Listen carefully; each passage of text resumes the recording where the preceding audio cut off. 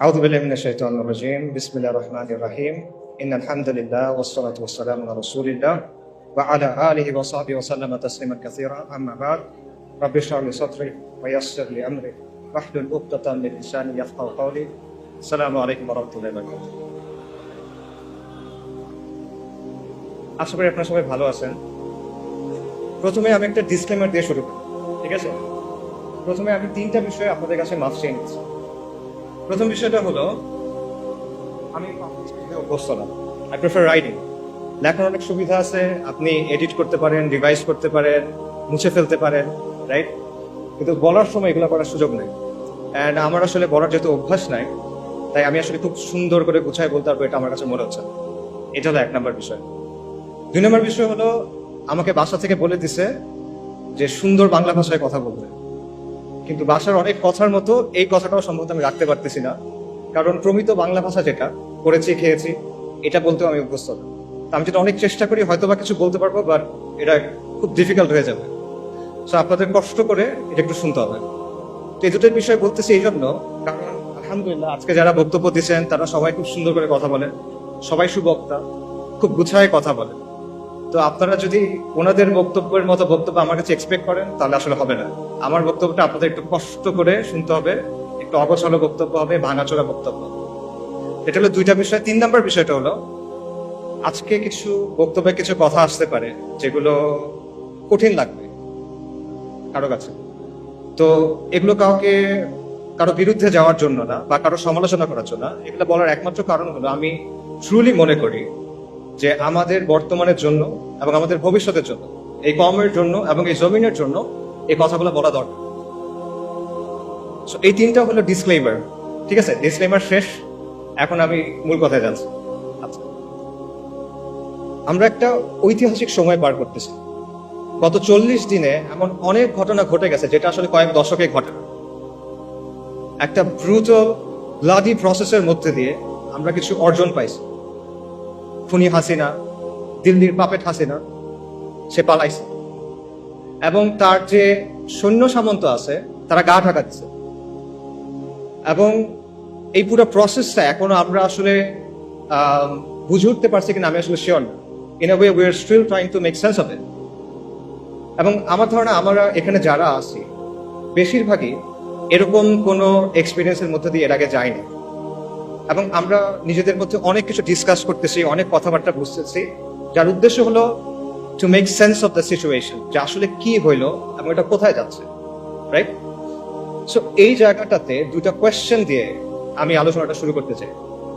First question হলো, আমরা অনেক কথাবার্তা শুনতেছি যে গণঅভ্যুত্থান, বিপ্লব, প্রতি বিপ্লব, সংস্কার। অনেকে বলতেছে আমরা স্বাধীন হয়েছি, এটা দ্বিতীয় স্বাধীনতা। অনেকে বলছে বিজয় আসছে। আমার কোয়েশ্চেনটা এখানে, প্রথম কোয়েশ্চেন হলো, 15 জুলাই থেকে 5ই আগস্ট পর্যন্ত যে জিনিসটা হইল, এটা কি বিপ্লব ছিল কিনা, নাকি এটা অন্য কিছু ছিল? এটা একটা প্রশ্ন। সেকেন্ড যে প্রশ্নটা, সেটা হলো আমরা কি এখন স্বাধীন কিনা এবং এটাকে বিজয় কিনা? তো এই দুটা কোয়েশ্চেন গুরুত্বপূর্ণ কেন? এটা গুরুত্বপূর্ণ কারণ এগুলোর অ্যান্সারের উপর ডিপেন্ড করবে আপনি বর্তমানকে কিভাবে বুঝতেছেন, এবং এটার উপর ডিপেন্ড করবে আপনি ভবিষ্যতের ব্যাপারে কিভাবে চিন্তা করবেন। তো এই প্রশ্নগুলোর কিছু অ্যান্সার নিশ্চয়ই আপনারা সবাই ভাবছেন, যে আমাদের ভাইরা বলছেন বিপ্লব হয়ে গেছে। তো আমি আমার মতো করে আমার কিছু চিন্তা আপনার সাথে শেয়ার করি। প্রথম প্রশ্ন হলো, এটা বিপ্লব ছিল কিনা? এই প্রশ্নের অ্যান্সার দেওয়ার আগে তিনটা জিনিসের পার্থক্য আমাদের বুঝতে হবে। একটা হলো বিপ্লব, একটা হলো সংস্কার, একটা হলো ক্ষমতার পালাবদল বা ক্ষমতা পরিবর্তন। বিপ্লব হলো একটা সমাজ এবং একটা শাসন ব্যবস্থার মৌলিক পরিবর্তন, আমূল পরিবর্তন। এটা হলো বিপ্লব। সংস্কার হলো এর চেয়ে লিমিটেড। সংস্কারের ক্ষেত্রে একটা বিরাজমান কাঠামো থাকে, বিদ্যমান কাঠামো থাকে, সেটার মধ্যে কিছু পরিবর্তন হয়, কিছু মেরামতি হয়, কিছু পুনর্গঠন হয়। এটা হলো সংস্কার। আর ক্ষমতার পালাবদল, এটা আপনারা সবাই বোঝেন, একজন গেল আরেকজন আসবে, দ্যাটস ইট। আচ্ছা, তাও আমি বোঝানোর জন্য একটা এক্সাম্পল দিই। মনে করেন রাষ্ট্র ক্ষমতা হলো একটা চেয়ারের মতো বা একটা সিংহাসনের মতো। এই সিংহাসনের উপরে শাসক বসে থাকে। এখন আপনি এসে শাসককে এখান থেকে নামায় ফেললেন, ধাক্কা দিয়ে টেনে যেভাবে ইচ্ছা নামায় ফেললেন। এটা কি? এটা হলো সরকার পতন। আপনি তারপর চেয়ারে বসে গেলেন, এটা কি? ক্ষমতা দখল। চেয়ারে বসার পর আপনি চেয়ারটা রেনোভেট করলেন, নতুন করে বার্নিশ করলেন, নতুন করে রং করলেন, কোনো জায়গায় ছিঁড়ে গেছিল সেলাই করলেন, কোনো জায়গায় ঘুণ পোকা ছিল আপনি ওটা চেঞ্জ করলেন। এটা হলো সংস্কার। কিন্তু বিপ্লব কি? বিপ্লব হলো আপনি চেয়ারটা ডিসম্যান্টেল করবেন, আপনি ওটা ভাঙবেন, নতুন করে তৈরি করবেন, এবং নতুন চেয়ারটা আগেরটার মতো হবে না, ডিফারেন্ট হবে। এবং প্রবলেম ওটা চেয়ার নাও হইতে পারে, ওটা একটা টুল হইতে পারে, দিবান হইতে পারে। এটা হলো বিপ্লব। কাজেই এই জায়গা থেকে যদি আমরা চিন্তা করি, তাহলে আমি আবার প্রশ্নটা করব, জুলাইয়ের আন্দোলন কি বিপ্লব ছিল কিনা? জুলাইয়ের আন্দোলন বিপ্লব ছিল না। আপনারা চিন্তা করে দেখেন এখানে কি হয়েছে। এখানে শুধুমাত্র একটা কাজে সাফল্য আসছে, সরকার পতন, হাসিনার পতন হয়েছে। কিন্তু ক্ষমতা দখলটাও কিন্তু হয় নাই। যারা বিপ্লবের নেতৃত্ব দিছে তারা কিন্তু ক্ষমতা দখল করে নাই, বরং একটা মিক্সড ধরনের পাওয়ার শেয়ারিং হচ্ছে। এটা আমরা সবাই দেখতেছি এখন, রাইট? আচ্ছা, সংস্কারের ক্ষেত্রে আমরা এখনো বলতে পারতেছি না আসলে সংস্কার কতটুকু হবে। It still remains to be seen. Probably সংস্কার হবে কিছু, নো ডাউট, বাট ডেফিনেটলি এখানে আসলে বিপ্লব হয় নাই। তাহলে এখন প্রশ্ন হলো, কেন এটা বিপ্লব হইল না? এতগুলো মানুষের কোরবানি, এত মানুষ অন্ধ হয়ে গেল, এত মানুষ পঙ্গু হয়ে গেল, এত কষ্ট, তাও এটা কেন বিপ্লব হয় নাই? এটার অ্যান্সারটা আসলে সহজ। কারণ এখানে কোনো বৈপ্লবিক আদর্শ ছিল না, এখানে কোনো বৈপ্লবিক পরিকল্পনা ছিল না, এখানে কোনো মতাদর্শ প্রতিষ্ঠার জন্য, কোনো আদর্শ বা আকীদা প্রতিষ্ঠার জন্য এই আন্দোলন হয় নাই। এখানে কোনো ম্যানিফেস্টো ছিল না, কোনো কিতাব ছিল না। ইনফ্যাক্ট মানুষ এখানে কোনো নেতার পিছনেও নামে নাই। ইনফ্যাক্ট এই পুরো আন্দোলনটার মজার বিষয় হলো যে মানুষ এখানে আসলে কোনো কিছুর ফরে নামে নাই। তারা এখানে নামছে বিরুদ্ধে। কিসের বিরুদ্ধে? মানুষ এখানে নামছে গণহত্যার বিরুদ্ধে, জুলুমের বিরুদ্ধে। মানুষ এখানে নামছে আবু সাইদের উপর যে গুলি চালানো হয়েছে সেটার বিরুদ্ধে। মানুষ নামছে মুগ্ধ, আসহাবুল ইয়ামিন, ফাইয়াজদের উপর পাখির মতো গুলি করার বিরুদ্ধে। মানুষ নামছে আওয়ামী মিথ্যাচারের বিরুদ্ধে। এই যে লাশের চেয়ে মেট্রো রেল বেশি দামি, এই বয়ানের বিরুদ্ধে মানুষ নামছে। আওয়ামী মিথ্যাচারের বিরুদ্ধে মানুষ নামছে, আওয়ামী জাহেলিয়াতের বিরুদ্ধে মানুষ নামছে, শেখ হাসিনার বিরুদ্ধে মানুষ নামছে। কিন্তু মানুষ কোনো বৈপ্লবিক আদর্শের জন্য নামেনি। পুরো প্রসেসটা একবার চিন্তা করে দেখেন। কোটা সংস্কার এটা কিন্তু একটা জনমানুষের ইস্যু না। মানুষের কিন্তু সমর্থন দিয়েছে অবভিয়াসলি, বাট এটার জন্য মানুষ রাস্তায় নামতো, রাইট? কিন্তু মানুষ শেষ পর্যন্ত নামলো কেন? কারণ হাসিনার লাগাম ছাড়া বক্তব্য, তার একটার পর একটা ব্লান্ডার, তার ব্রুটাল রিপ্রেশন, এসবের কারণে শেষ পর্যন্ত মানুষ চিন্তা করলো যে এবার একটা এসপারোসর হইতে হবে, শি মাস্ট গো। এভাবে আসলে একটা দেশ চলতে পারে না। এই কারণে মানুষ নামছে। এবং বেসিক্যালি শেখ হাসিনা পুরা দেশের মানুষকে তার বিরুদ্ধে আসলে ঐক্যবদ্ধ করছে। এটা ছিল এই বিপ্লবের গ্লু, মানে সরি, এই মুভমেন্টের গ্লু। এটা ছিল এই মুভমেন্টের গ্লু, কোনো আদর্শ না। এটা ছিল হাসিনার বিরুদ্ধে একটা গণবিস্ফোরণ, একটা পপুলার আপরাইজিং বেসিক্যালি, যে সহজভাবে আমি বলি। মানুষের দীর্ঘদিনের জমে থাকা যে ক্ষোভ, রাগ, এই জুলুম মানুষ সহ্য করতে আর পারতেছে না, এবং মানুষের মনে হচ্ছে যে এইভাবে আসলে আমরা থাকতে পারবো না। এই কারণে মানুষ রাস্তায় নেমে আসে। এবং আমি এই কথাটা লিখছি এবং এটা বারবার বলি, এবং আমি এটা আসলেই বিশ্বাস করি যে এই আন্দোলনের মূল উস্কানিদাতা শেখ হাসিনা, এটার প্রধান সমন্বয়ক শেখ হাসিনা, এটার প্রধান স্থপতি শেখ হাসিনা, এটার প্রধান ইঞ্জিন বা চালিকা শক্তি শেখ হাসিনা। শেখ হাসিনাকে ছাড়া এই আন্দোলন কখনো সরকার পতনের দিকে যায় না। আপনারা চিন্তা করে দেখেন, 30শে জুলাই সে যদি সবগুলা দাবি মেনে নেয়, কি হয়? তার সরকার পতন হয়? হয় না সরকার পতন। তাদের ফেরত যেতে হইতো তখন। সব দাবি মেনে নিচ্ছে, এখন তুমি কি করবে? তার ফেরত যেতে হবে। হয়তোবা তারা কয়েক মাস পর নতুন কোনো আন্দোলনে আসতে পারতো, সেটা ডিফারেন্ট কথা। কিন্তু আন্দোলন ওখানে শেষ হয়ে যায়। কিন্তু শেখ হাসিনা কি করলো? সে আলটিমেটলি এটাকে পতনের দিকে নিয়ে গেল। তার যে হিউব্রিস, তার যে অ্যারোগেন্স, তার যে অহংকার, এটা আলটিমেটলি তাকে পতনের দিকে নিয়ে গেল। এবং এইখানে আমি আসলে ফিরআউনের সাথে একটা মিল দেখতে পাই। ফিরআউনের কথাটা চিন্তা করে যে বনী ইসরায়েল যখন লোহিত সাগরের সামনে গেল, মুসা আলাইহিস সালামের পেছনে পেছনে, সাগর ভাগ হয়ে গেল, বনী ইসরায়েল সাগরের মধ্যে চলে যাচ্ছে। ফিরআউনের কি দরকার ছিল তার পেছনে পেছনে যাওয়া? সে কি গেইন করতো এখানে? বনী ইসরায়েল তো চলে যাচ্ছে। বনী ইসরায়েল তার পাওয়ার জন্য কোনো চ্যালেঞ্জ না। বনী ইসরায়েল তার সিংহাসন নিতে চায়। কিন্তু সে কেন যাচ্ছে? সে দেখতেছে তার সামনে একটা সমুদ্র লিটারালি ভাগ হয়ে গেছে, একটা সুপার ন্যাচারাল ইভেন্ট তার সামনে ঘটতেছে।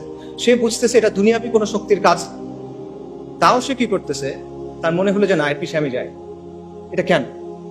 এটা তার অ্যারোগেন্স। সেই তো বলছিল আনা রাব্বুকুমুল আ'লা। এটা তার অহংকার, এবং এই অহংকারটাই তার পতন নিয়ে আসছে। এবং সেই ব্যাপারটা আমি বলবো যে শেখ হাসিনার ক্ষেত্রে হয়েছে। আল্লাহ এইভাবেই তার পতনটা রাখছে। এটা কদর আল্লাহ। এই আন্দোলন নিয়ে অনেক ধরনের তত্ত্ব আছে, অনেক ধরনের ষড়যন্ত্র তত্ত্ব আপনারা শুনবেন। যেমন ধরেন, কেউ আমেরিকার কথা বলবে, কেউ কালার রেভলিউশনের কথা বলবে, কেউ এনইডির কথা বলবে। এবং এই কথাগুলোর যে একেবারে মেরিট নাই আমি সেটাও মনে করি না। এখানে কিছু মেরিট থাকতে পারে, but at the end of the day দুটো পয়েন্ট আমাদের স্বীকার করতে হবে। সে দুটো পয়েন্ট হলো, শেখ হাসিনার বিরুদ্ধে পুরা বাংলাদেশের অধিকাংশ মানুষ একসাথে হয়ে গেছিল, একটা ইজমা হয়ে গেছিল যে she must go. And second পয়েন্টটা হলো, দুনিয়া চালায় কে? আল্লাহ। আল্লাহ মালিকুল মুলক, আল্লাহ আল জব্বার আল মুতাকাব্বির, এবং আল্লাহ আল লতীফ আস-সাতর। ওয়াল্লাহু গালিবুন আলা আমরি ওয়ালাকিন আকসারান নাসি লা ইয়ালামুন। আল্লাহ তার কর্ম সম্পাদনে প্রবল, যদি অধিকাংশ মানুষ তা জানে না। অনেক মানুষের অনেক পরিকল্পনা থাকে, মাখলুকের অনেক পরিকল্পনা থাকে, অনেক ষড়যন্ত্র থাকে, but at the end of the day কার ইচ্ছা বাস্তবায়ন হয়? ওয়া মাকারু ওয়া মাকরুল্লাহ ওয়াল্লাহু খায়রুল মাকিরিন। সবাই পরিকল্পনা করে, আল্লাহও পরিকল্পনা করে, আল্লাহর পরিকল্পনা বাস্তবায়ন হয়। ওয়ালা গালিবা ইল্লাল্লাহ ওয়া হুয়া আলা কুল্লি শাইইন কাদির। সো এই বিষয়টা আমাদের মাথায় রাখা দরকার। আমরা যেন একটা ব্যালেন্স পজিশনে থাকি। ব্যাপারটা যেন এমন না হয় যে আমরা চিন্তা করতেছি যে কেউ সেভিয়ার আসছে আসমান থেকে নেমে বাংলাদেশকে অনেক কিছু করে দিবে, এরকম কিছু আমরা চিন্তা করার দরকার নাই। আবার আমাদের এটাও চিন্তা করার দরকার নাই যে সবকিছুই মনে হয় ইলুমিনাতি করে বা আমেরিকা করে বা অমুক কেউ করে। ব্যাপারগুলো আসলে এরকম না। দুনিয়া কন্ট্রোল করেন আল্লাহ। যাই হোক, আমি মূল আলোচনায় যদি ফেরত চাই, আমরা শুরু করছিলাম একটা প্রশ্ন দিয়ে, এটা বিপ্লব কিনা? এটা বিপ্লব না। এটা ছিল শেখ হাসিনার বিরুদ্ধে গণবিস্ফোরণ। এটা ছিল হাসিনার পতনের ব্যাপারে মানুষের মধ্যে যে মনোভাব অলরেডি চলে আসছিল, সেটা একটা বাস্তবায়ন। এবং এই জন্যই মানুষ যখন বুঝতে পারছে যে আলটিমেটলি আর কোনো অপশন নেই, আমাদের রাস্তায় নেমে যেতে হবে, তখন হাসিনার পতনটা নির্ধারিত হয়ে গেছে। এটা হয়তো একদিন পরে হয়েছে, এক সপ্তাহ পরে হয়েছে, এটা এক বছর পরে হইতে পারতো, বাট প্রসেসটা শুরু হয়ে গেছিল। এবং একই কারণে এখন আমরা অনেক ধরনের কথা শুনতেছি যে সাহি সেকুলারিজম আসতে হবে, সাহি লিবারাল ডেমোক্রেসি আসতে হবে। এই ব্যাপারগুলো আসলে আসবে না। কেন আসবে না? কারণ মানুষ এগুলোর ব্যাপারে কেয়ার করেন। মানুষ এগুলো আসলে বোঝেও না, যারা বোঝে তারা চায়ও না। এগুলো হলো 72-এর সংবিধানের মতো একটা বিষয়, যেটা আপনি মানুষের গায়ের উপর রেখে চালাই দিচ্ছেন। But at the end of the day the people don't care about this things. So ultimately অনেক কথাবার্তা আমরা শুনবো, নয় রাজনৈতিক বন্দোবস্ত, তারপর সেকুলারিজম, ভালো সেকুলারিজম, লিবারাল ডেমোক্রেসি, বাট এগুলো আসলে আসবে না। কিছু সংস্কার হয়তো আসতে পারে, কিছু সংস্কার আসতে পারে। প্রবাবলি আমরা হয়তো দেখতে পাবো যে কেউ 2 টার্মের বেশি প্রধানমন্ত্রী হবে না, এরকম কিছু হতে পারে। প্রধানমন্ত্রীর অফিস এবং প্রেসিডেন্টের অফিস একটা পাওয়ার ব্যালেন্স হয়তো আসতে পারে, এটা হতে পারে, সমস্যা নেই। বাট অনেক গ্রাউন্ড ব্রেকিং কোনো চেঞ্জ আসবে এটা মনে করার কারণ আমি দেখি না। এটা হলো ফার্স্ট কোয়েশ্চেনের অ্যান্সার। সেকেন্ড কোয়েশ্চেন যেটা, সেটা হলো এটা কি বিজয় কিনা, এটা কি স্বাধীনতা কিনা? এই প্রশ্নের অ্যান্সারটা আসলে অলরেডি স্পষ্ট হয়ে যাওয়া উচিত। তাও এটা আসলে বিজয় না, এটা সর্বোচ্চ একটা আংশিক বিজয় আমরা বলতে পারি, বাট এটা কোনো অর্থেই, কোনো সেন্সে এটা সামগ্রিক বিজয় হইতে পারে না। এটা কেন পারে না? এটার অনেকগুলো রিজন আছে, বাট আমি কিছু রিজন একটু আগে আলোচনায় চলে আসছে, বাট আমি আরো কয়েকটা রিজন বলি। প্রথম কারণটা হলো পোস্ট কলোনিয়াল স্টেট, উত্তর ঔপনিবেশিক রাষ্ট্র, একটা কঠিন বাংলা শব্দ। এটা একটা কারণ যে এই কাঠামোটা রেখে আপনি আসলে কখনো স্বাধীন হতে পারবেন। এটা মানে কি? এটা মানে সহজভাবে বলি, এক সময় এটা ছিল আমাদের রাজত্ব, এটা আমাদের রাজত্ব ছিল। এটা পারফেক্ট ছিল না, এখানে অনেক সমস্যা ছিল, কিন্তু এটা আমাদের রাজত্ব ছিল। কিন্তু তারপর ফিরিঙ্গিরা আসছে, ব্রিটিশরা আসছে, ইউরোপিয়ানরা আসছে, এবং তারা এসে আমাদেরকে তাদের গোলাম বানাইছে, তারা এসে আমাদেরকে তাদের দাস বানাইছে, এবং তাদের একটা সিস্টেম আমাদের উপর চাপাই দিয়েছে। এইটাই হলো কলোনিয়াল রাষ্ট্র। এবং এই কলোনিয়াল রাষ্ট্রের মূল উদ্দেশ্য হলো দুটা, একটা হলো কন্ট্রোল, একটা হলো এক্সপ্লয়টেশন, নিয়ন্ত্রণ এবং শোষণ। আর কোনো উদ্দেশ্য নেই। কলোনিয়াল যে ব্যুরোক্রেসি বা আমলাতন্ত্র, এটার উদ্দেশ্য ছিল এই দুটা। কলোনিয়াল যে পুলিশ, এটার উদ্দেশ্য ছিল এই দুটা। কলোনিয়াল যে সেনাবাহিনী, এটার উদ্দেশ্য ছিল এই দুটা। আজকে ফিরিঙ্গিরা নাই, ওরা চলে গেছে, অনেক আগেই চলে গেছে, কিন্তু ওদের যে সিস্টেম সেটা রয়ে গেছে। আজকে আমাদের যে ব্যুরোক্রেসি আছে, সেটা কলোনিয়াল ব্যুরোক্রেসির কন্টিনিউয়েশন, ধারাবাহিকতা। আজকে আমাদের যে পুলিশ বাহিনী আছে সেটা কলোনিয়াল পুলিশ বাহিনীর ধারাবাহিকতা, এবং উপমহাদেশের যে সেনাবাহিনীগুলো আছে এগুলো সবগুলো ব্রিটিশ ইন্ডিয়ান আর্মির ধারাবাহিকতা। এটা ভেঙেই মানে এটা থেকেই পাকিস্তান আর্মি এবং ইন্ডিয়ান আর্মি হয়েছে, এবং দেন সেখান থেকে বাংলাদেশ আর্মি হয়েছে। এগুলো হিস্টোরিক্যাল ফ্যাক্ট, কেউ ডিনাই করতে পারবে না। সো যেই কাঠামোটা তৈরি হয়েছিল নিয়ন্ত্রণের জন্য এবং কন্ট্রোল করার জন্য, সেই কাঠামোটাকে রেখে দিয়ে আপনি আসলে কিভাবে স্বাধীন হবে, কিভাবে বিজয়ী হবে, এটা পসিবল না। এটা গেল একটা রিজন। আরেকটা রিজন হলো মডার্ন স্টেট ইটসেলফ। এই যে আমি নিয়ন্ত্রণের কথা বললাম আর শোষণের কথা বললাম, এটা কিন্তু শুধু কলোনিয়াল রাষ্ট্রের বৈশিষ্ট্য না, এটা মডার্ন স্টেটেরও বৈশিষ্ট্য। আধুনিক যে রাষ্ট্র সেটা ইনহেরেন্টলি একটা ডমিনেটিং, কন্ট্রোলিং, অথরিটেরিয়ান মেশিনারি। এটা এমন একটা যন্ত্র যার উদ্দেশ্য হলো শোষণ করা এবং নিয়ন্ত্রণ করা। এবং এটা শুধুমাত্র আমাদের মতো তৃতীয় বিশ্ব বা গ্লোবাল সাউথের দেশগুলোর জন্য না, এটা পুরো বিশ্বে। আমাদের দেশে একটা ধারণা আছে যে হাসিনার যে সেকুলারিজম ওটা ছিল লাইফ সেকুলারিজম বা মওদু সেকুলারিজম, আর আমেরিকাতে যেটা আছে বা ইংল্যান্ডে যেটা আছে বা মতান্তরে ফ্রান্সে যেটা আছে এটা হলো সাহি সেকুলারিজম। কিন্তু এই যে নিয়ন্ত্রণের ব্যাপারটা, কন্ট্রোলের ব্যাপারটা, এটা সেখানেও আছে। এটা নিয়ে অনেক একাডেমিক আলোচনা আছে, আমি সেই আলোচনায় যাব না। আমি আপনাদের একটা এক্সাম্পল দিব, যে এক্সাম্পলটা আপনারা সবাই দেখছেন।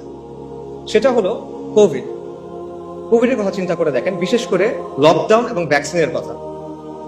আচ্ছা, সেকুলারিজম এবং লিবারাল ডেমোক্রেসি আপনাকে অনেক সুন্দর সুন্দর কথা বলবে, স্বাধীনতা, অধিকার, এরকম অনেক কথা বলবে। বাট লকডাউনের সময় কি হয়েছে চিন্তা করে দেখেন তো। একদিনের মধ্যে আপনার সব অধিকার, আপনার সব স্বাধীনতা নাই, শেষ। আপনি ঘরের বাইরে যেতে পারবেন না, চাকরিতে যেতে পারবেন না, মসজিদে যেতে পারবেন না। কারো বাপ মারা গেছে, সে বাপকে দাফন করতে যেতে পারতেছে না। কারো বাচ্চা হসপিটালে, সে তার কাছে যেতে পারতেছে না। এটা কি? এটা টোটাল কন্ট্রোল আপনার জীবনের উপরে। এবং আমরা দেখছি যেখানে রাষ্ট্র যত শক্তিশালী সেখানে লকডাউন তত টাইট। আমাদের মতো দেশগুলোতে রাষ্ট্র পুরোপুরিভাবে অতটা শক্তিশালী না, যে কারণে আমরা কিছুটা মুভমেন্টের সুযোগ পাইছি। কিন্তু আপনি যদি ওয়েস্টের দিকে তাকান, দেখবেন সেখানে এক্সট্রিমলি টাইট ভাবে লকডাউনগুলো এনফোর্স করা হয়েছে। তো এই যে লকডাউন, এটা কিন্তু আপনি দেখেন, এটা আপনার সমস্ত অধিকার, স্বাধীনতাকে নিয়ন্ত্রণে নিয়ে ফেলা হলো। এটা একটা ডিপ্রেশন, এটা একটা কর্তৃত্ববাদ, এবং এটা সেকুলার ডেমোক্রেসি গুলাই করতেছে। এবং এর মধ্যেও আমরা দেখছি যে দুটা অংশ হয়ে গেছে, যে সাধারণ মানুষ লকডাউনের মধ্যে বাসায় বসে আছে, পাগল হয়ে যাচ্ছে, সর্বশান্ত হয়ে যাচ্ছে।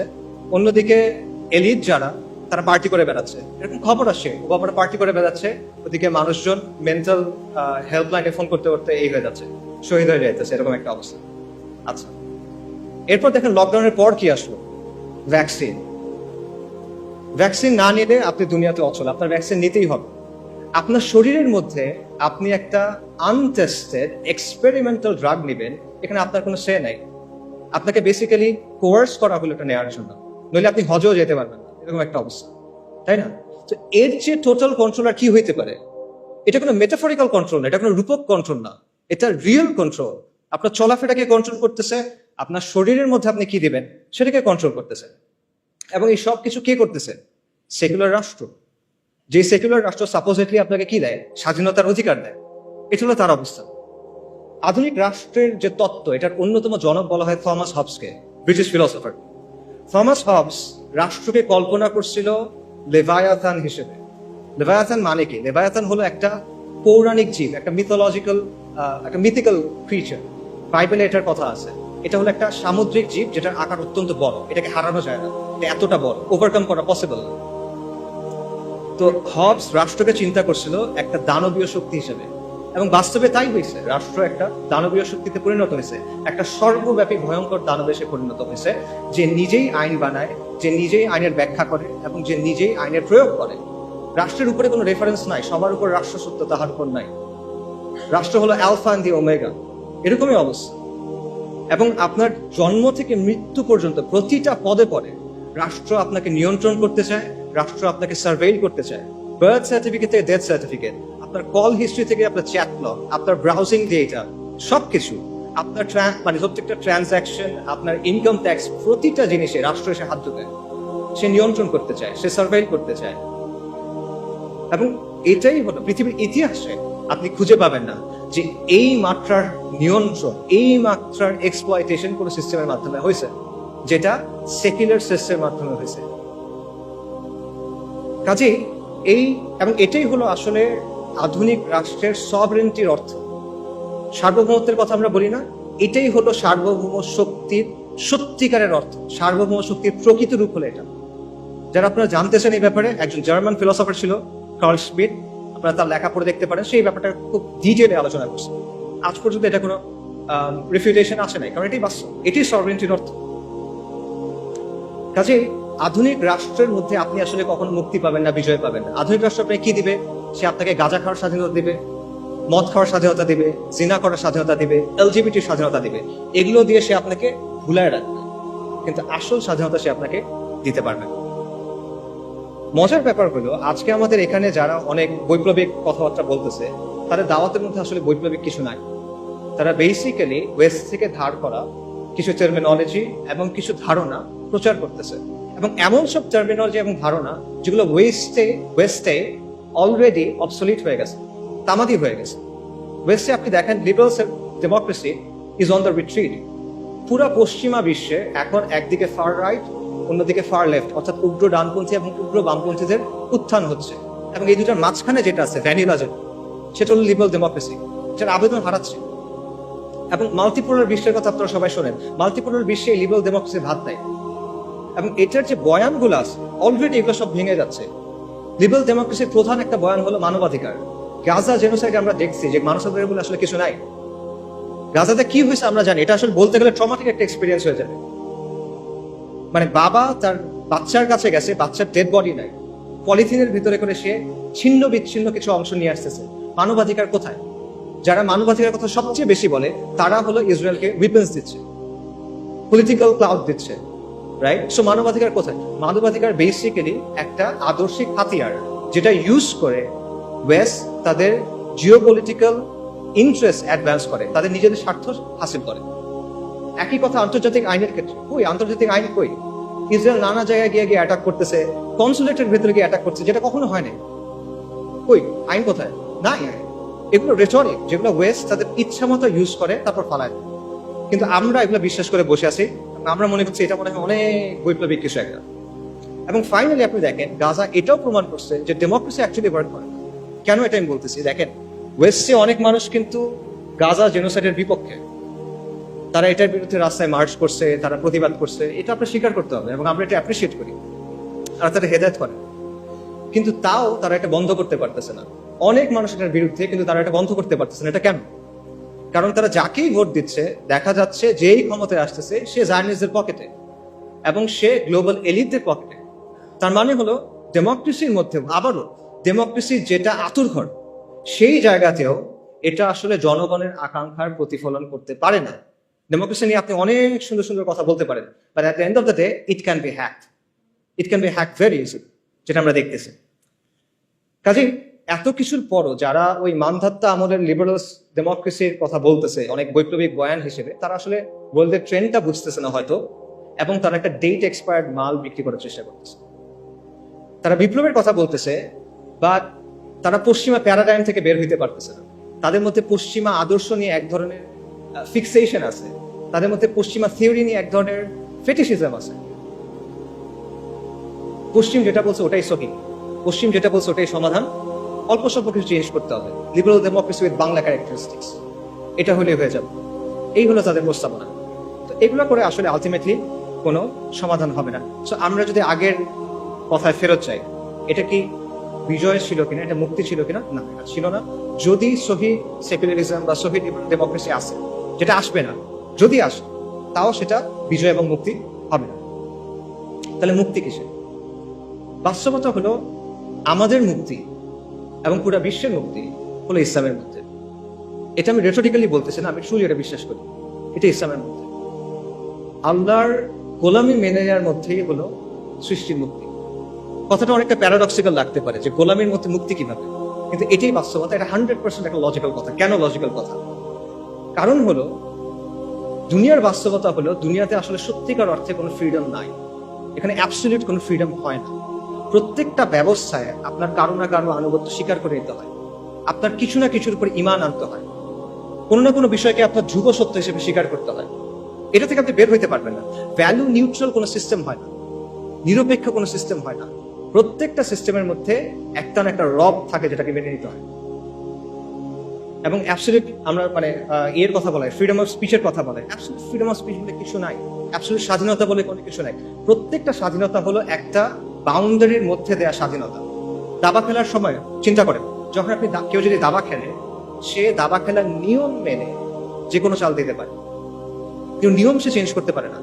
নিয়মটা মেনে তাকে খেলার টেবিলে বসতে হয়। সেম জিনিস, যে কোনো সিস্টেমে ওই সিস্টেমের নিয়ম মেনে আপনি স্বাধীন, কিন্তু এই নিয়মগুলো আপনি চ্যালেঞ্জ করতে পারবেন। কাজে প্রকৃত অর্থে আসলে কোনো স্বাধীনতা নাই। মানুষ প্রত্যেকটা সিস্টেমে কারো না কারো সামনে সাজদা করে। আমরা করতেছি না, আধুনিক মানুষ করতেছে না। আধুনিকতা আপনাকে রাষ্ট্রের গোলাম বানাইছে, আপনাকে মুক্ত বাজারের গোলাম বানাইছে, আপনাকে নফসের গোলাম বানাইছে। কাজে ইসলাম ছাড়া বাকি যা কিছু আছে সবকিছু হলো গায়রুল্লাহর গোলামি করা, আর ইসলাম হলো আল্লাহর গোলামি করা। তা আপনি কার গোলামি করবেন? আপনি মানুষের গোলামি করবেন, মাখলুকের গোলামি করবেন, নাকি আপনি আল্লাহর গোলামি করবেন? কাজে সত্যিকারের মুক্তি হলো গায়রুল্লাহর ইবাদত থেকে বের হয়ে এসে এক আল্লাহ দাসত্ব মেনে নেওয়া। যখন আপনি এটা করবেন, তখন আমরা মানুষ হিসেবে আমাদের যে কসমিক রোল, আমাদের যে মহাজাগতিক ভূমিকা আল্লাহ আমাদের জন্য ঠিক করে দিয়েছেন খালিফা হিসেবে, তখন সেটা আমরা পালন করতে পারবো। তখন আমরা পুরো সৃষ্টির সাথে হারমোনিতে আসতে পারবো। আধুনিকতা প্রকৃতিকে ডমিনেট করতে চায়, কন্ট্রোল করতে চায়, এটা করতে গিয়ে সে ক্লাইমেট ক্যাটাস্ট্রফি করে ফেলছে। কিন্তু আপনি যখন আল্লাহর দাসত্ব মেনে নেবেন, তখন আপনি এটার সাথে হারমোনিতে আসতে পারবেন। এখানেই আপনি প্রকৃত মুক্তি পাবেন। এটা ছাড়া সত্যিকার অর্থে কোনো স্বাধীনতা নাই। আপনার জিডিপি যত হোক, আপনার যতগুলো মেট্রো রেল থাকুক, আপনার যত মাথা পিছু যত ইচ্ছা হোক, আপনার রাস্তা যত সুন্দর হোক, মুক্তি নেই। কমফোর্ট আছে, মুক্তি নেই। তো এখানে আরেকটা কোয়েশ্চেন আছে, সেটা হলো ইসলাম কিভাবে? আমি যদি বলি যে আলটিমেটলি মুক্তি হলো ইসলামে, তাহলে প্রশ্ন আসবে ইসলাম কিভাবে? তো এই কোয়েশ্চেনের অ্যান্সারটাও আমি প্রথম কোয়েশ্চেনের সাথে ট্যাগ করতে চাই। প্রথম কোয়েশ্চেনে আমরা তিনটা বিষয় নিয়ে কথা বলছিলাম: সরকার বদল, সংস্কার আর বিপ্লব। এখন এক এক করে আমাকে বলেন দেখি, সরকার পতনের মাধ্যমে কি ইসলাম আসবে? না, আসা সম্ভব না। এটা একটা সরকার গিয়ে আরেকটা সরকার আসবে, আসলো তো ইসলাম আসবে না। আচ্ছা, আমাকে বলেন সংস্কারের মধ্য দিয়ে আসবে কিনা? সংস্কারের মধ্যে দিয়ে এটা সম্ভব না, কারণ আপনি যে সিস্টেমটার মধ্যে আছেন সেটা হলো একটা সেকুলার লিবারাল, একটা সেকুলার ব্যবস্থা। এই ব্যবস্থাটা মৌলিকভাবে ইসলামের সাথে সাংঘর্ষিক। এখন আপনি কিভাবে সংস্কার করে করে এটাকে ইসলামে নিয়ে যাবেন? ইটস পসিবল না। আমি আপনাকে একটা এক্সাম্পল দিই। সংস্কারের সবচেয়ে বহুল ব্যবহৃত পদ্ধতি কি? ডেমোক্রেসি। ডেমোক্রেসি হলো ইনহেরেন্টলি একটা রিফর্মিস্ট অ্যাপ্রোচ, একটা রিফর্মিস্ট মেথড। ডেমোক্রেসিতে কি করা হয়? একটা ব্যবস্থার মধ্যে মৌলিক বিষয়গুলোর ব্যাপারে আমরা একমত, এর মধ্যে আমরা কিছু পরিবর্তন আনতে চাই, কিছু বিষয়ে মতপার্থক্য আছে, এগুলো আমরা সলভ করতে চাই। এই জায়গায় ডেমোক্রেসি কাজ করে, এবং ডেমোক্রেসি কাজ করে ইনক্রিমেন্টাল বা গ্র্যাজুয়াল চেঞ্জের মাধ্যমে। এখন আপনি আমাকে বলেন, আপনি কিভাবে অ্যাকচুয়ালি এই প্রসেসে সেকুলার রাষ্ট্র থেকে ইসলামী ব্যবস্থায় যাবেন? আমি আপনাদের বাংলাদেশের এক্সাম্পল দিই।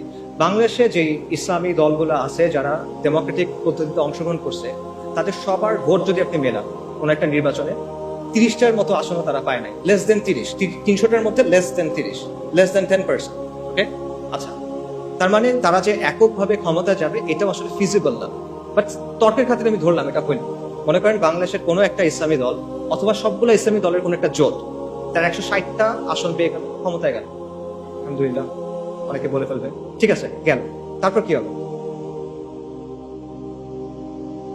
তারপর কিভাবে ইসলাম আনবেন? আপনি সংবিধান পরিবর্তন করে করে আনবেন? পসিবল না। কি পরিবর্তন করবেন? আপনার সংবিধান আপহেল্ড করতে হবে। এটা শপথ নিয়ে আপনি গেছেন। আপনি যদি বলেন যে ঠিক আছে, সংবিধানের মধ্যে আপনি লিখে দিলেন যে কোরআন সুন্নাহ বিরোধী কোনো আইন করা হবে না, তাহলে হয়ে গেল শরিয়া কায়েম? না, হবে না। এর চেয়ে অনেক সুন্দর সুন্দর কথা পাকিস্তানের সংবিধানে আছে, চমৎকার চমৎকার সব কথাবার্তা আছে, but at the end of the day ওটা স্টিল একটা সেকুলার রাষ্ট্র। কাজে সংস্কারের মাধ্যমে আপনি জিনিসটা করতে পারবেন না। এবং দেখেন, এই যে আমরা যে আলোচনাগুলো শুনতেছি বিপ্লব, গণঅভ্যুত্থান নিয়ে, ওখানে কিন্তু এই কথাগুলো আসতেছে যে গণঅভ্যুত্থানের বৈধতা আপনি সংবিধান থেকে পাবেন না। গণঅভ্যুত্থান করতে হলে সংবিধানের বাইরে গিয়ে করতে হবে। কথাগুলো আসতেছে না? নতুন গঠন করতে হলে পুরনো সংবিধান দিয়ে হবে না। তো আপনি যদি এতটুক কাজ সংবিধানের মধ্যে না করতে পারেন, আপনি সেকুলারিজম থেকে ইসলামী ব্যবস্থায় যাবেন, সেটা আপনি কেমনে সংবিধানের মধ্যে দিয়ে করবেন বা কেমনে এই প্রসেসের মধ্যে করবেন? এটা আনরিয়ালিস্টিক, ইট ইজ পসিবল না, ইম্পসিবল। এখানে আরো অনেকগুলো বিষয় আসলে আছে, অত কথা বললাম না, সময় হয়ে যাচ্ছে। দুটো পয়েন্ট বলি। আপনি দেখেন মিশরে, আলজেরিয়াতে ইসলামিস্টরা ক্ষমতায় আসছে, কিন্তু ডিপ স্টেট তাদের বিরুদ্ধে কু করছে, তাদেরকে সরাই দিচ্ছে। তিউনিসিয়াতে সেম জিনিস হয়েছে, কিন্তু তিউনিসিয়াতে যারা ক্ষমতায় আসছিল তারা ইসলামিস্ট ছিল না, তারা ছিল সাবেক ইসলামিস্ট যারা পরবর্তীতে লিবারাল ডেমোক্রেট হয়েছে, তাদেরকেও কু করে সরাই দিয়েছে। এবং এই ব্যবস্থায় যারা গেছে তারা নিজেরা চেঞ্জ হয়ে গেছে। 1980-র দশকে অনেকগুলো মুসলিম দেশের ইসলামী মুভমেন্ট গুলা অনেক তর্ক বিতর্কের পর একটা সিদ্ধান্ত নিয়েছিল যে ঠিক আছে, আমরা ইসলাম কায়েমের জন্য ডেমোক্রেটিক পদ্ধতি ইউজ করব। এটার উদ্দেশ্য কি? আমরা ক্ষমতায় যাব, তারপর আমরা ধীরে ধীরে ইসলাম কায়েম করার চেষ্টা করব। ভালো উদ্দেশ্য। তারপর কি হয়েছে? 40 বছর পর হয়েছে যে আমরা দেখতেছি যে তারা নিজেরা এখন ইসলামী রাষ্ট্রের কথাই বলে। এদের অনেকেই, সবাই না, অনেকেই। এটা এখন কি বলে? এখন তারা বলে কল্যাণ রাষ্ট্রের কথা, ওয়েলফেয়ার স্টেট, প্লুরালিজমের কথা। এরা এখন বলে যে লিবারাল ডেমোক্রেসির কথা। অর্থাৎ তারা সিস্টেমে ঢুকছিল সিস্টেমটা চেঞ্জ করার জন্য, সিস্টেমের জায়গায় আছে, তারা চেঞ্জ হয়ে গেছে। এটা হলো অবস্থা। তো সংস্কারের মধ্য দিয়ে আসলে এইভাবে এই পরিবর্তন সম্ভব না। বাস্তবতা হলো, আপনি যদি সেকুলার ব্যবস্থা থেকে যে ট্রান্সফরমেশনটা প্রয়োজন ইসলামী ব্যবস্থায় যাওয়ার জন্য, সেটার জন্য প্রয়োজন বৈপ্লবিক পরিবর্তন এবং রেভলিউশনারি মিনস। এটাই বাস্তবতা। এবং এটা শুধুমাত্র ইসলামের ক্ষেত্রে প্রযোজ্য না, এটা যে কোনো ব্যবস্থার ক্ষেত্রে প্রযোজ্য। যখন পৃথিবীতে রাজতন্ত্রের বদলে রিপাবলিক আসছে, তখন সেটা বৈপ্লবের মাধ্যমে আসছে, বৈপ্লবিক পদ্ধতির মাধ্যমে আসছে। এবং এটা একটা ঐতিহাসিকভাবে প্রমাণিত সত্য। এটা এমন একটা কনক্লুশন যেটা অ্যাভয়েড করা সম্ভব না। আপনি ধাপে ধাপে চিন্তা করেন। আপনি যদি মুসলিম হন, আপনাকে শরিয়া চাইতে হবে, নন নেগোশিয়েবল। কেউ মুসলিম, সে শরিয়া চায় না, এটা পসিবল না, এটা কুফর। কেউ যদি মনে করে ইসলামের চেয়ে ওই জিনিসটা বেটার, কেউ যদি মনে করে ইসলামের চেয়ে ওই জিনিসটা অগ্রাধিকার পাওয়ার মতো, কেউ যদি মনে করে দুটো সমান, এটা কুফর। অর্থাৎ যদি মুসলিম হয় তাকে শরিয়া চাইতে হবে। আর সেকুলার ব্যবস্থা মৌলিকভাবে ইসলামী ব্যবস্থাতে সাংঘর্ষিক, এই দুটা কো এক্সিস্ট করতে পারে না। একটা আরেকটাকে ডমিনেট করার চেষ্টা করবে, সেটা হবে না। আচ্ছা, এবং আমরা দেখতেছি যে সেকুলার ব্যবস্থাকে সংস্কারের মাধ্যমে চেঞ্জ করে করে আপনি আলটিমেটলি ইসলামী ব্যবস্থায় যেতে পারতেছেন না। তাহলে অপশন কি বাকি থাকে আপনার? বৈপ্লবিক পরিবর্তন ছাড়া আপনার আর কোনো অপশন বাকি থাকে না। কিন্তু বৈপ্লবিক পরিবর্তন নিয়েও আসলে আমাদের মধ্যে অনেক ভুল ধারণা আছে। বাস্তবতা হলো যে আমাদের চিন্তা ভাবনাগুলো আসলে বেশিরভাগ সময় খুব রেটরিক ভিত্তিক। আমরা ঢালাও কথাবার্তা বলি, আমরা অনেক আবেগ কথাবার্তা বলি, আমরা অনেক জজবার কথা বলি, কিন্তু আমরা দলিল, আদিল্লা, রিয়ালিটির অ্যানালিসিস, লজিক এগুলোর দিকে তাকাই না। আমরা অনেক সময় চিন্তা করি যে বিপ্লব মনে হয় একটা ওভারনাইট ব্যাপার, রাতারাতি হয়ে যাবে। অথবা আমরা মনে করি যে আমি যা করতেছি করতে থাকবো, একদিন ডাক দিবে কেউ একজন, বিপ্লব হয়ে যাবে। ব্যাপারগুলো এরকম না। আসলে এখানে কিছু ম্যাটেরিয়াল কন্ডিশনস আছে, অথবা আপনি বলতে পারেন যে এখানে কিছু আসবাবের দুনিয়ার কিছু শর্ত আছে যেটা আপনার পূরণ করতে হবে। সেটা পূরণ না করলে আপনি এটা পারবেন না। একটা এক্সাম্পল দেই, পানি কখন ফুটে? পানির বয়লিং পয়েন্ট কত? 100 ডিগ্রি সেলসিয়াস। এটা কি মুমিনের জন্য একরকম, কাফেরের জন্য আরেক রকম? না, এটা সবার জন্য সে। কেন সে? আল্লাহ দুনিয়ার নিজাম, আল্লাহ ঠিক করে দিচ্ছেন এখানে, সবার জন্য এটা সে। সমাজ এবং রাষ্ট্রের মধ্যেও এরকম কিছু ম্যাটেরিয়াল কন্ডিশনস আছে যেটা আপনার পূরণ করতে হবে। এই জিনিসটা আপনি আবেগ বা জজবা দিয়ে, আমরা হকের উপর আছি, জাস্ট এই বিষয়টা দিয়ে আপনি বাইপাস করতে পারবেন না। এই রিকোয়ারমেন্ট আপনাকে ফুলফিল করে আসতে হবে। হ্যাঁ, এমন হইতে পারে যে কাফেরদের জন্য যে রিকোয়ারমেন্ট, সেখানে আমাদের কিছু অ্যাডিশনাল রিকোয়ারমেন্ট থাকতে পারে। যেমন আমাদের ইমানি, আমলি, শারঈ, আকাইদি কিছু রিকোয়ারমেন্টস থাকবে, যেটা একটা কমিউনিস্টের থাকবে না। কিন্তু ম্যাটেরিয়াল রিকোয়ারমেন্ট সেম, এটা আপনার লাগবে। তো এটা বাইপাস করে আপনি আসলে বৈপ্লবিক পরিবর্তনের দিকে যেতে পারবেন। এটা না করে আপনি যদি শুধু বলেন যে আমার ইমান আছে, আমার অনেক জজবা আছে, আমরা তো হকের উপর আছি, এভাবে আর হবে না। এটা তাওয়াক্কুলের ভুল বুঝ। বাস্তবতা হলো বৈপ্লবিক পরিবর্তন একটা লম্বা, জটিল, রুক্ষ প্রক্রিয়া, কঠিন একটা প্রক্রিয়া। এর মধ্যে নানা ধরনের জটিলতা আছে এবং এটার মধ্যে মাল্টি স্টেজ আছে, মানে মাল্টিপল স্টেজেস আছে, একাধিক স্টেজ আছে। ব্যাপারটা এভাবে চিন্তা করেন। মনে করেন আপনি কালকে আম খাইতে চান, আপনি আজকে গাছ লাগালেন, এটা হবে? হবে না। আপনি কালকে আম খাইতে চান, আপনি আজকে গাছ লাগালেন, হবে না। কালকে তো ফল আসবে না। একটা লম্বা প্রসেসের মধ্যে দিয়ে যাওয়ার পর ফল আসবে। তো আপনি ওভারনাইট এটা চাইতে পারেন না যে আমি আজকে গাছ লাগাবো, কালকে ফল আসবে, হয় না। আচ্ছা, আরেকটা জিনিস চিন্তা করেন, মনে করেন আপনার প্রতিবেশী, তার বাসায় জামের গাছ আছে এবং তার বাসার গাছে জাম ধরছে, সে জাম পারতেছে, কারণ আপনি তার কাছে গিয়ে বললেন আমাকে আমসত্ত্ব বানিয়ে দাও, আমাকে আমের শরবত বানিয়ে দাও, ম্যাঙ্গো স্মুদি দাও। এটা হয়? It doesn't work like that. যে বীজ বুনছে ফসল তার, যেই বীজ বোনা হয়েছে ওটাই আসবে। আম গাছে তো জাম হবে না। একটা সেকুলার আন্দোলন হয়েছে, সেকুলারদের নেতৃত্বে একটা আন্দোলন হয়েছে, অথবা একটা ইস্যু ভিত্তিক আন্দোলন হয়েছে, আন্দোলন শেষ হয়ে গেছে, এখন আপনি তার কাছে গিয়ে বললেন যে আমাকে খিলাফা দাও, শরিয়া দাও। Doesn't work like that. সে কেন আপনাকে দিবে? আপনি কে? তার কষ্টের পরিশ্রম সে আপনাকে কেন দিবে? আর সে যদি দেয়, ধরেন সে দিল, সে যেটা দিবে ওটাকে ওই জিনিস যেটা আপনি চাচ্ছেন না, সেটা জাম, আপনি আম চাচ্ছেন, রাইট? সেটা আসলে হয় না। সো এই বিষয়গুলো আমাদের বোঝা দরকার।